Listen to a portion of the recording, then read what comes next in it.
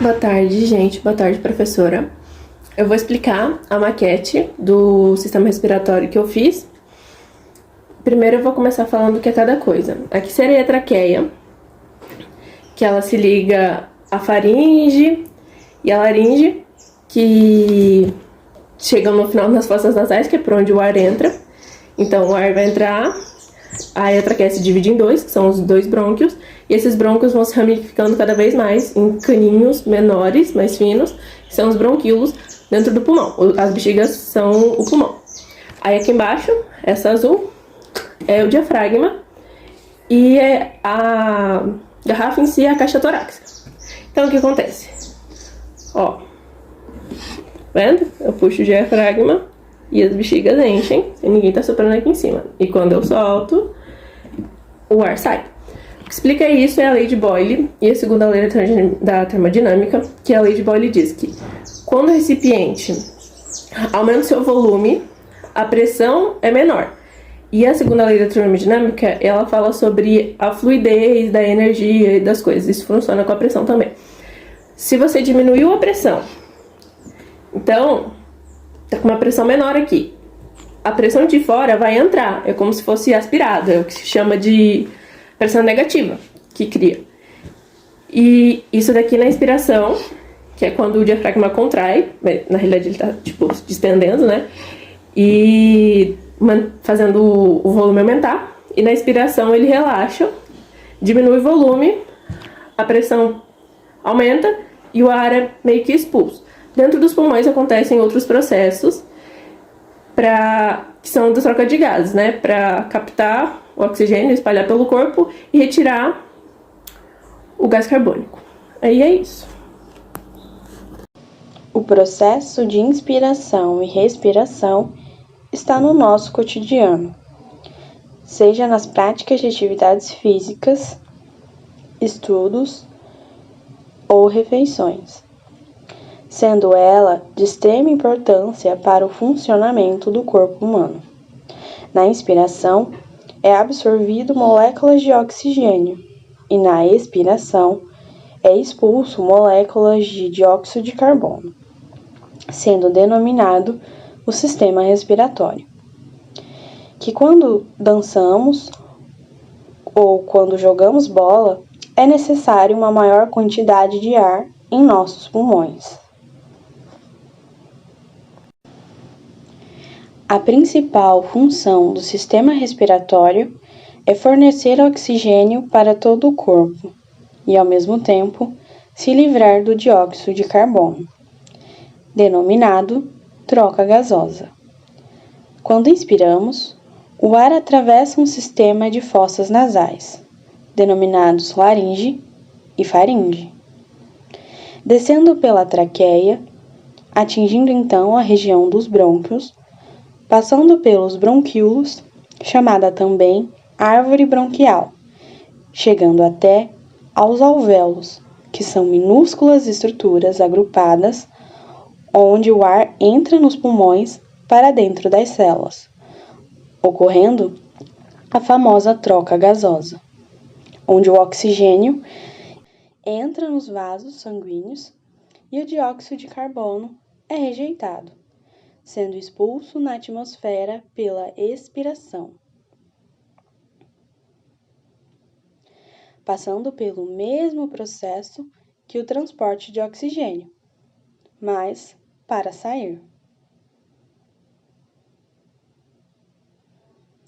As trocas gasosas são feitas aos níveis dos vasos sanguíneos, com menor calibre, os vasos capilares, com uma área alveolar ricamente vascularizada, que aumenta a quantidade de oxigênio entrando nas células do sangue.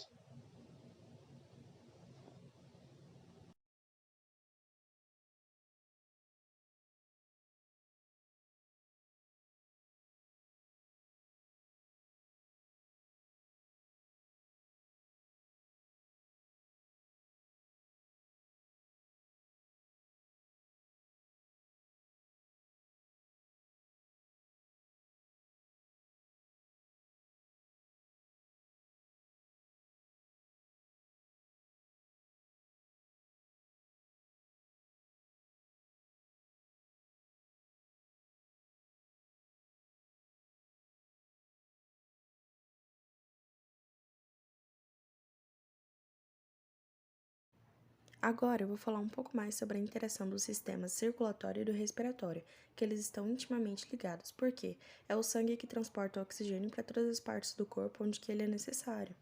Então vamos lá.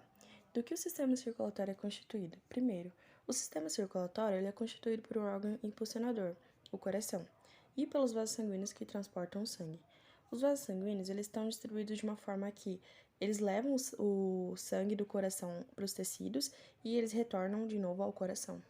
E aí a gente vai ter 3 tipos de vasos sanguíneos, que são as artérias e as arteríolas, que elas levam o sangue para fora do coração, os capilares, que trocam o material com os tecidos, e as vênulas e veias, que trazem o sangue de volta ao coração. Falando um pouco mais detalhadamente desse sistema, a gente tem o coração, que é um órgão musculoso com o tamanho aproximado de uma mão fechada. E ele está localizado entre os pulmões e a parte inferior virada para a esquerda. A maior parte do coração ela é constituída pelo tecido muscular cardíaco, que seria o miocárdio. Já na parte de fora, a gente fala que ele é revestido por uma membrana, que seria o pericárdio. Ele é uma fina camada de células que formam um saco que contém uma pequena quantidade de líquido e a finalidade dele é lubrificar o próprio coração. Então, internamente é basicamente o miocárdio e externamente seria o pericárdio. E aí, já na parte interna, ele está separado pelo septo em 2 partes, que é esquerda e direita. E aí, na parte superior, a gente tem a aurícula e na inferior, o ventrículo. Para bombear todo o sangue, é necessária a circulação sanguínea. E aí a gente tem aqueles 2 movimentos que a gente já viu aqui na biofísica, que é a sístole, que é onde os músculos se contraem, e a diástole, que é onde eles relaxam. E esses 2 movimentos, eles são ritmados. Esses batimentos do coração, eles ocorrem normalmente 70 vezes por minuto.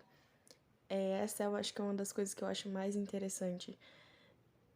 Enquanto a gente tá aqui quietinho, paradinho, assistindo a aula, o nosso coração tá batendo até 70 vezes por minuto, se não mais. Tá fazendo esse movimento, né, de contração e relaxamento. E tudo isso involuntariamente, né? Voltando aqui, o sistema cardiovascular, ele inclui 2 circuitos, que seria o pulmonar e o sistêmico. O pulmonar, ele se inicia no ventrículo direito e impulsiona o sangue venoso para a artéria pulmonar na direção dos pulmões, que é o local onde ocorre a hematose, que é a troca de gases. Depois, o sangue arterial, ele volta ao coração pelas veias pulmonares e entra pela aurícula esquerda. Já o sistêmico, ele se inicia no ventrículo esquerdo, impulsiona o sangue para a artéria aorta e, através das ramificações, ele conduz o sangue para todo o corpo.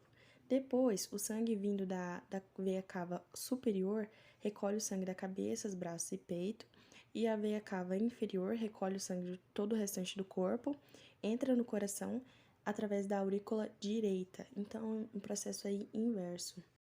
Agora eu vou falar um pouquinho mais sobre a pressão arterial, que a gente já viu também aqui na biofísica, né, sobre pressão. É a pressão que o sangue exerce contra as paredes das artérias. No adulto, normalmente, ele apresenta valores de 120 milímetros de mercúrio para pressão sistólica e 80 milímetros de mercúrio para pressão diastólica. E aí sobre a respiração, que ela é o conjunto de trocas gasosas que ocorrem entre o ar e o sangue, que seria o oxigênio pelo dióxido de carbono, ao nível dos pulmões. E ela se dá porque as células elas necessitam de oxigênio para os processos de oxidação que existem nelas. É através desse processo que as células elas conseguem a energia necessária para a manutenção da vida. O oxigênio é transportado pelas hemácias, que têm a propriedade de fixar o oxigênio para próximo das células. E aí se dá a troca gasosa, ficando as células com oxigênio. Esse processo, no caso, a Giovana já falou, né? E é isso, gente.